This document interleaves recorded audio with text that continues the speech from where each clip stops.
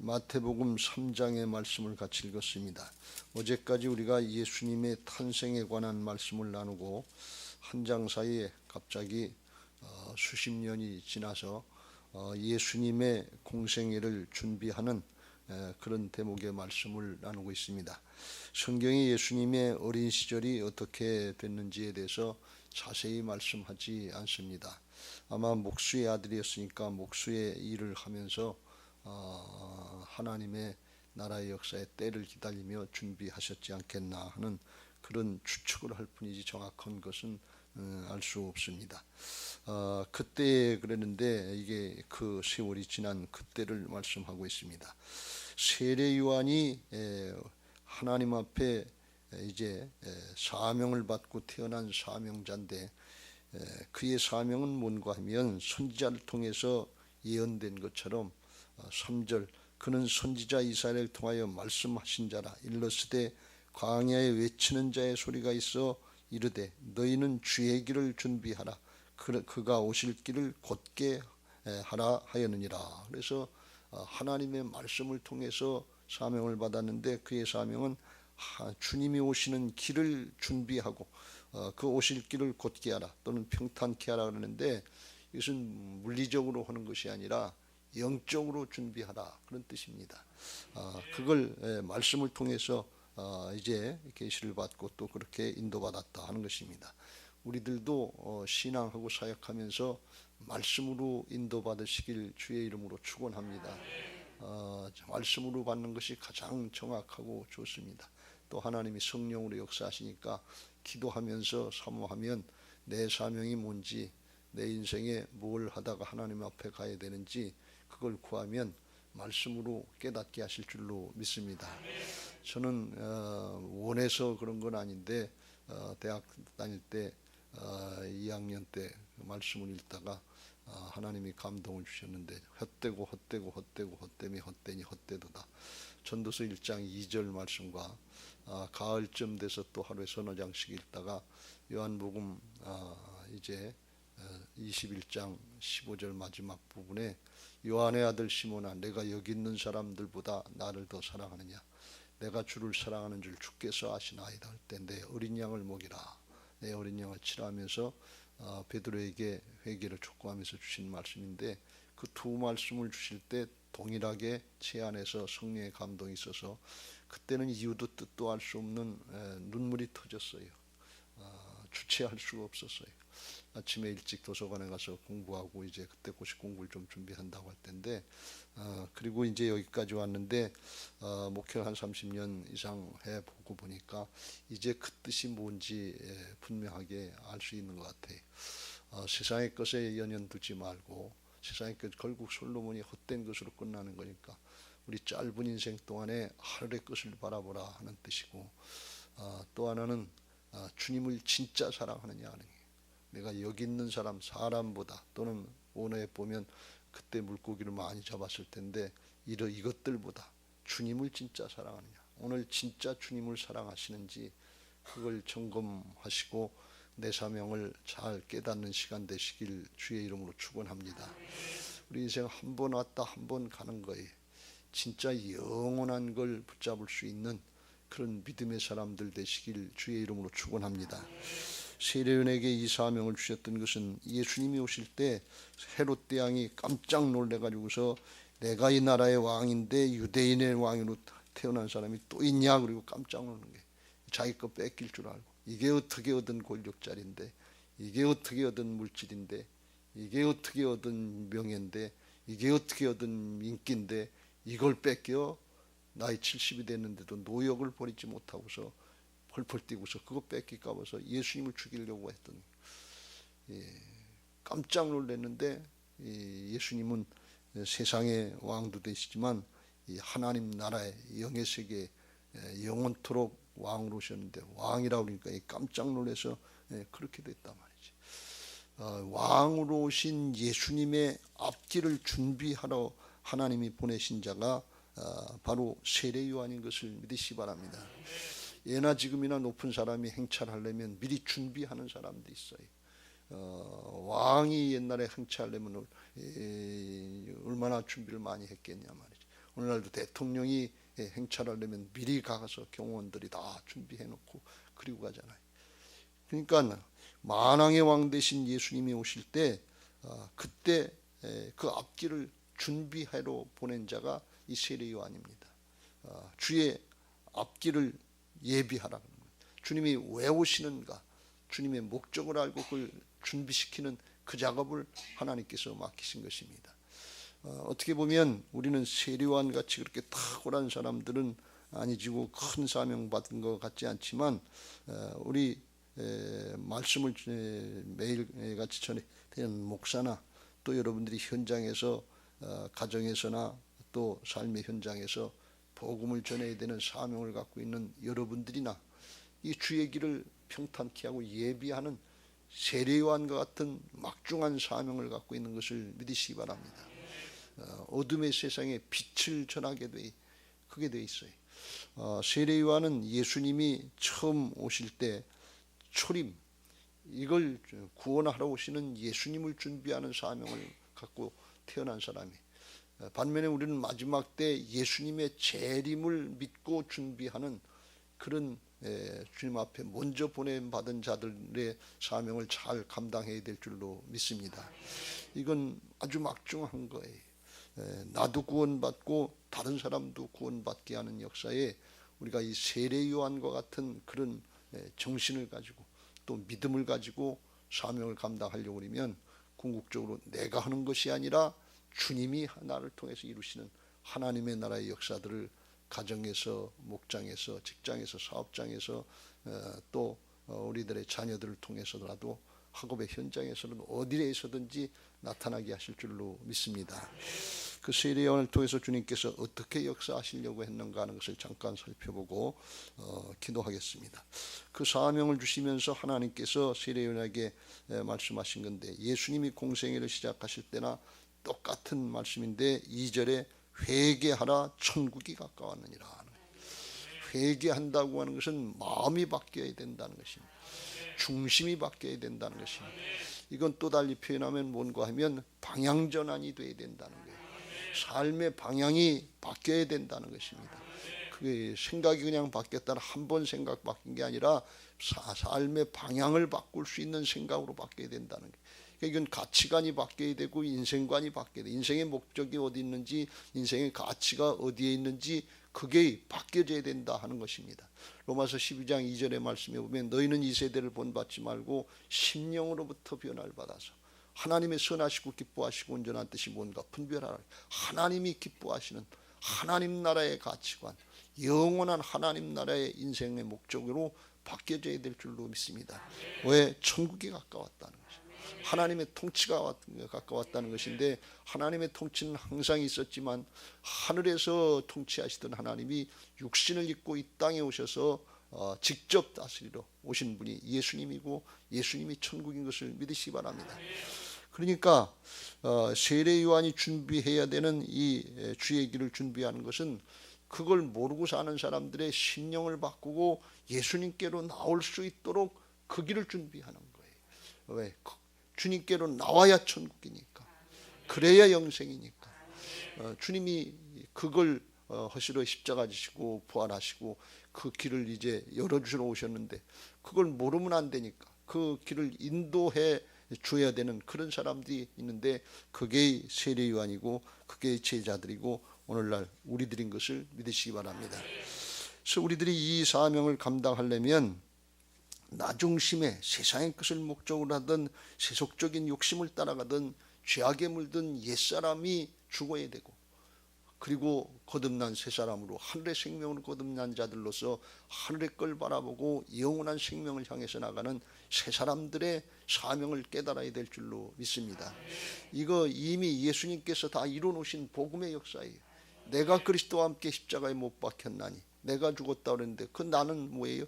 세상의 것을 목적으로 이 욕심을 따라 살던 죄악을, 욕심이 잉태한 즉 죄를 낳고 죄가 장성한 즉 사망을 낳는다 그랬는데 그 욕심을 따라가는 게 죽는 게 모르고 따라가는 그 옛사람은 주님과 함께 죽었고 예수 믿는 순간에 영적인 역사가 일어나는 것을 믿으시기 바랍니다. 내가 그리스도와 함께 십자가에 못 박혔나니 그런즉 이제는 내가 사는 것이 아니 오직 내 안에 그리스도께서 사신 것이라. 이제도 내가 육체 가운데 살고 있긴 하지만 그렇지만 나를 위하여 자기 몸을 버리신 하나님의 아들을 믿는 믿음 안에서 사는 거예요. 이제 내 생각이나 내 주관 가지고 사는 게 아니에요. 주님이 나를 통해서 일하시는, 주님이 나를 통해서 사시는 예수님의 생명의 삶을 사는 것을 믿고 믿음으로 사는 것이 하나님의 자녀들 그리스도인의 삶인 것을 믿으시기 바랍니다. 그래서 믿음으로 살려면 내 육신의 생각, 판단, 주장 이런 것들 양보하고 주님 따라하고 말씀 따라가야 될 줄로 믿습니다. 그게 믿음이에요. 우리가 여러분들이 와서 예배도 하고 기도도 하고 말씀 듣고 이거 아주 중요한 경건의 과정인데, 그런데 그게 말씀 따라서 사는, 영을 따라서 사는 하나님의 사람들 되어야 될 줄로 믿습니다. 할렐루야.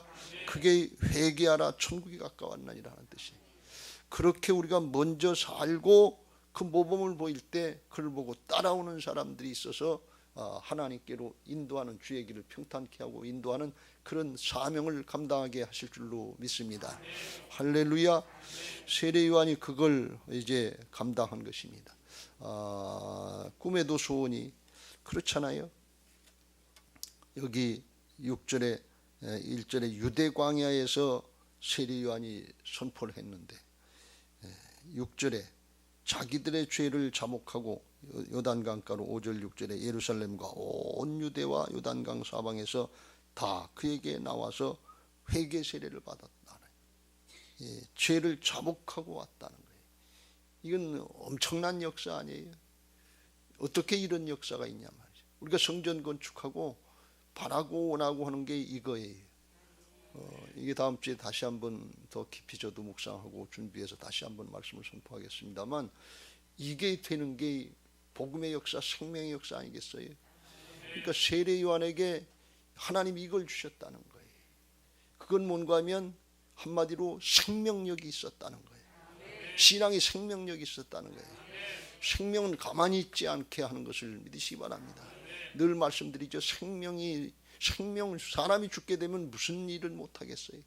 재산이 중요하고 물질이 중요하고 모양하고 권력이 중요하다고 그러는데, 목숨 죽게 되면, 생명이 죽게 되면 그런 거 다 양보할 수 있어요. 한순간에 놓을 수 있어요. 생명의 가치로 바뀌어져야 될 줄로 믿습니다. 이게 안 된 사람은 죽었다 깨나도 돈 하다가 죽어요. 이게 안 바뀌어요. 우리가 지금 하나님 앞에 나와서 예배하면서도 끝까지 소유의 관점이에요. 뭘 더 얻겠는가? 무슨 문제를 해결받겠는가? 그런데 제가 늘 얘기하는 것처럼 췌장암입니다. 3개월입니다. 그러면 생각이 바뀔 수밖에 없어요. 그게 중요해지지가 않아요. 한순간에 날아가요. 그게 헛된 거다 말이죠. 근데 우리가 그걸 붙잡고 신앙하는 줄 알고 여기에 속고 세상신에 속고 있단 말이죠. 이거 바뀌어져야 될 줄로 믿습니다.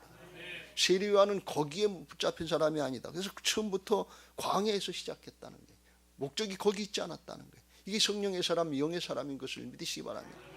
우리 교회가 복음의 생명력이 나타나고 우리의 신앙 한 사람 한 사람들이 생명력이 나타나서, 여러분들에게 생명력이 나타나서 가정에서 부모, 형제, 자녀손들 이거 얼마나 힘들어요.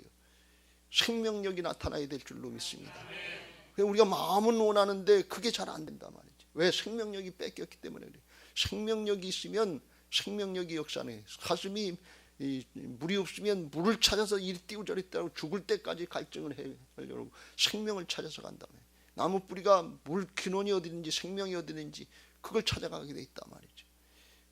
우리가 아닌 것 같고 잘 모르는 것 같은데 우리의 영혼에서 참 생명인 영원 생명을 알기 때문에 생수를 찾아서 우리의 심령이 헤매는데 이게 성령의 역사인 것을 믿으시기 바랍니다. 우리 교회가 그런 교회가 되어야 될 줄로 믿습니다. 우리 신앙이 정말 하나님의 나라의 영으로 충만해서 세상의 것을 얻기 위한 목적이 앞장서 있고 그게 우리의 마음에 꽉 들어차 있고, 다른 건 기도하고 예배하고 하나님 앞에 순종하는 건 수단인 줄 알고 세상의 걸 얻기 위한 방법인 줄 알고 앞뒤가 바뀌고 우선순위가 바뀐, 그러면서도 잘 모르고 있는, 그러니까 신앙하면서도 기쁨이 없어요. 만족이 없어요. 왜? 목적이 다른 데 있기 때문에.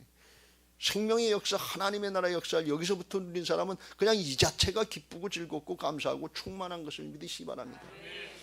어렵고 힘들어서가 아니에요. 광야를 살아가면서 이스라엘 백성들이 이것도 없다 저것도 없다 저것도 없다 이것도 없다 그랬어요. 하나님이 생명을 누리려고 출애굽시켜 주시고 하나님과 함께 가는 길인데 세상의 것에 목적을 두니까 그것 때문에 늘 불만족했어요. 기브로 탔다와 불만족 가운데, 세상의 욕심 가운데 살다가 그냥 거기서 죽었어요. 근데 여호수아와 갈렙처럼 하나님의 약속의 말씀을 믿고 가나안의 목적을 둔 사람은 애굽으로 돌아가자고 그러지 않고 앞으로 가자고 그러고, 어렵고 힘든 광야의 생활인데 거기서 하나님의 뜻을 붙잡고 힘있게 나갈 수 있는 하나님의 사람이 된 것을 믿으시기 바랍니다. 그들을 통해서 이스라엘을 구원하시는 하나님의 역사가 나타나는 것을 볼 수가 있어요. 때가 어렵고 힘들 때예요. 지금 아주 정말 불경기고 어렵고 인플레가 심하고 지금 힘들고 어렵잖아요. 금리는 천정부리로 뛰고 하는 이런 때인데, 이때 우리가 까딱 잘못하면 세상 신에 속아서 여기에 마음을 다 뺏기고 이거 방어하는 것이 신앙의 목적인 줄 알고 그렇게 되기 쉬워요. 근데 어렵고 힘들 때 그걸 목적으로 거기 붙잡히는 신앙이 있고, 어렵고 힘들어도 하늘이 열려져서 하나님이 함께 하시는 게 믿어져서 하나님의 은혜와 평강 가운데 하루하루를 이겨나가는 자족하는 신앙, 승리하는 신앙들이 있는 것을 믿으시기 바랍니다. 속의 중심이 바뀌었기 때문에 그래요. 속의 목적이 바뀌었기 때문에 그래요. 이게 영의 사람이에요. 이게 충만한 신앙이에요. 세상의 소유의 조건, 자격의 조건이 여기에 있지 않아요. 하나님이 나와 함께 하신다는 거예요. 내가 하나님의 자녀가 됐다는 것입니다. 하나님이 우리에게 사명을 맡겨주셨다는 것입니다. 그 사명 감당할 때까지 하나님이 지켜주시고 함께 하시고 하나님의 일은 하나님이 하신다는 거예요. 우리를 통해서 이루시기를 원하신다. 나를 통해서 이루시기를 원하신다. 우리 가족 다 구원받지 못하고 우리 주변에 죽어가는 영혼들이 많다면 사명이 펄펄 살아있잖아요.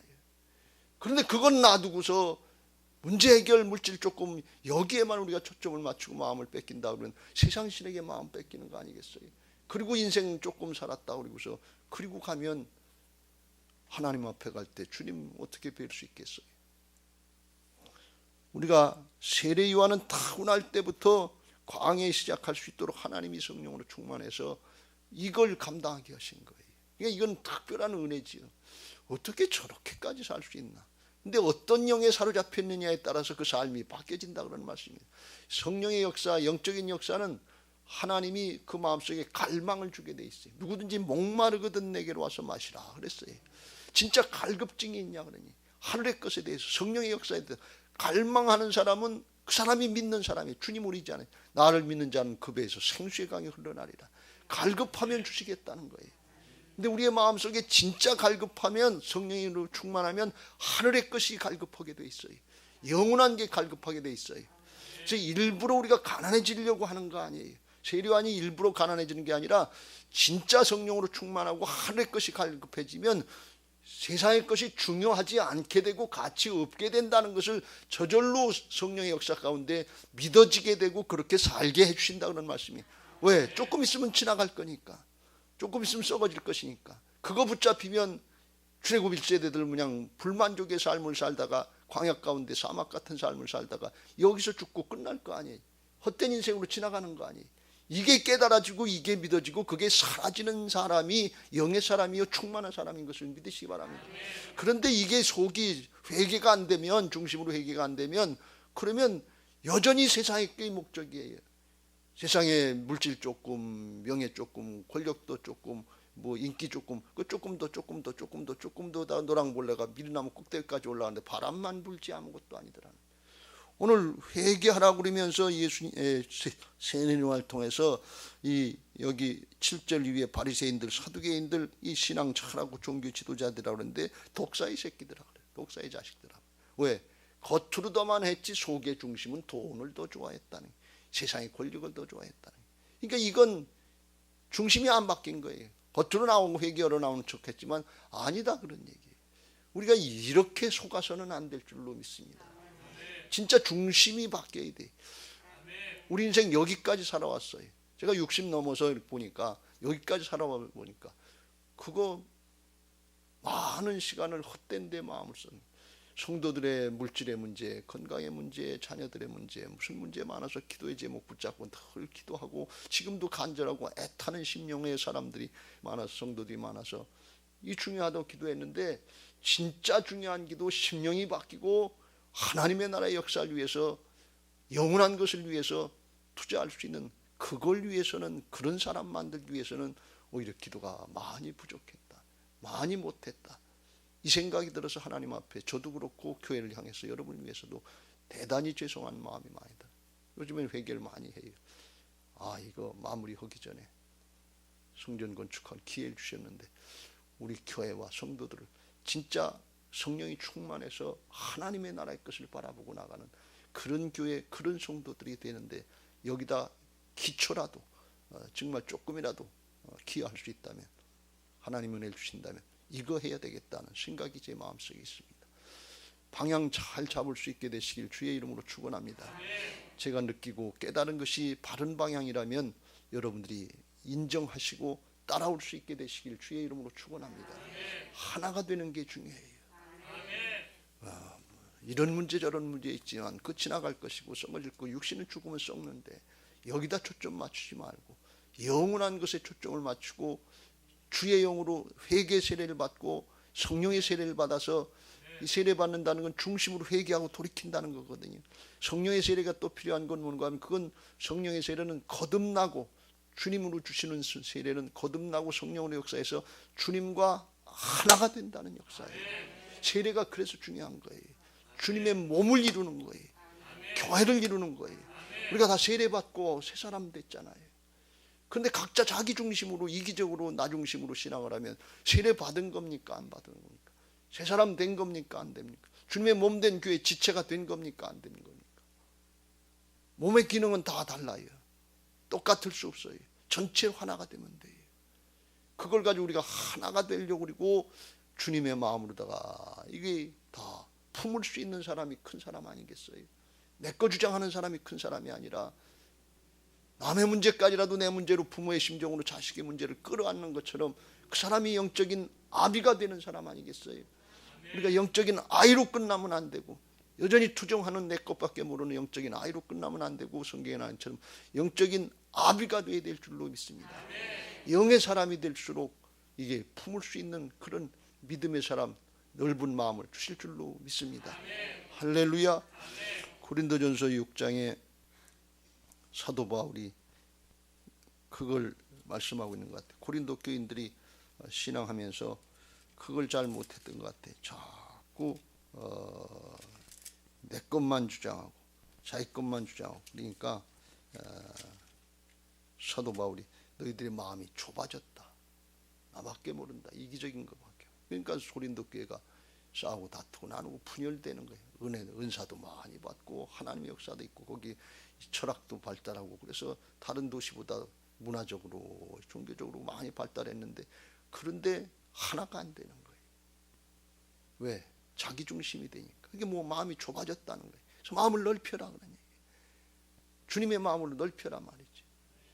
그 나를 조금 양보하고 나를 육신의 사람이 죽으면 넓어지게 될 줄로 믿습니다. 할렐루야. 우리 교회 그런 교회, 성령이 역사하는 교회, 말씀이 역사하는 교회, 그런 교회가 되어야 될 줄로 믿습니다. 세례 요한이 이렇게 역사가 나타나게 됐던 그런 이유가 여기 이 세례를 통해서 역사했지만 하신다고 그랬지만 중요한 거는 뭔가 하면 자기가 그 삶을 살았다는 거예요. 이 부분 앞에 저도 마지막 순간을 이걸 어떻게 감당해야 될 건가 여기다가 제가 개인적으로 최선을 다하려고 그래요. 우리 교회도 그런 교회 됐으면 좋겠습니다. 말씀만 선포하고 삶이 따르지 않으면 무슨 생명력이 있겠어요. 우리가 부모들이 자식들에게 신앙한다 그러면서 신앙이 모범이 안 된다 그러면 어떻게 생명력이 있겠어요. 하늘의 걸 바라보고 하늘에 속한 자의 삶을 살자고 그 복음을 얘기하면서 땅의 것에 연연해서 대학 가는 게 목적이고 취직하는 게 목적이고 결혼하는 게 목적이고 세상에 성공하고 출세하는 이게 목적인 것처럼 자식들을 키우고 그 방향으로 인도한다면 이게 어떻게 방향이 맞는 겁니까? 우리는 잘 명심하고 우리의 정말 중심, 생각, 인생관, 가치관이 삶으로 나타나야 될 줄로 믿습니다. 이게 동일 일치되어야 될 줄로 믿습니다. 어떻게 하든지 그렇게 허기를 힘써야 될 줄로 믿습니다. 그렇게 되면 내가 하는 것이 아니라 내 안에 오신 주인 되신 주님이 부활의 신앙으로 우리를 나타내시고 세례 요한처럼이라도 우리에게 쓰임받게 하실 줄로 믿습니다. 새 예루살렘 성전 들어서 우리가 이거 하려고 힘쓸 때 하나님이 불쌍히 여기셔서 어떻게 보면 기특하게 생각하셔서 우리에게 이 은혜를 베풀어 주실 줄로 믿습니다. 이거 해도 되고 안 해도 되는 것이 아니라 이게 심판이 따르기 때문에 그래요. 영원한 하나님 나라가 있기 때문에 그래요. 오늘 마지막에 이런 말씀으로 하십니다. 11절 12절에 나는 너희로 회개하기 위하여 물로 세례를 베풀거니와 내 뒤에 오시는 이는 나보다 능력이 많으시니 나는 그의 신을 들기도 감당하지 못하겠노라. 그는 성령과 불로 너희에게 세례를 베푸실 것이요 손에 키를 들고 자기의 타작마당을 정하게 하사 알곡은 모아 곡간에 들이고 쭉정이는 꺼지지 않는 불에 태우시리라. 알곡은 모아서 천국으로 가고 신앙하는 것 같은데 바리새인들 사두개인들 얼마나 열심히 하고 잘한 것 같이 앞장섰습니까? 근데 쭉정이었다 그런 얘기. 이치 외식하는 신앙이었다. 겉만 그렇지 속은 달랐다 그러니 그거 지옥으로 간다. 불덩이 속에 간다 말이야. 우리는 여기서 성령의 불세례를 받고 중심으로 바뀌어서 여기서부터 하나님 나라를 누려야 될 줄로 믿습니다.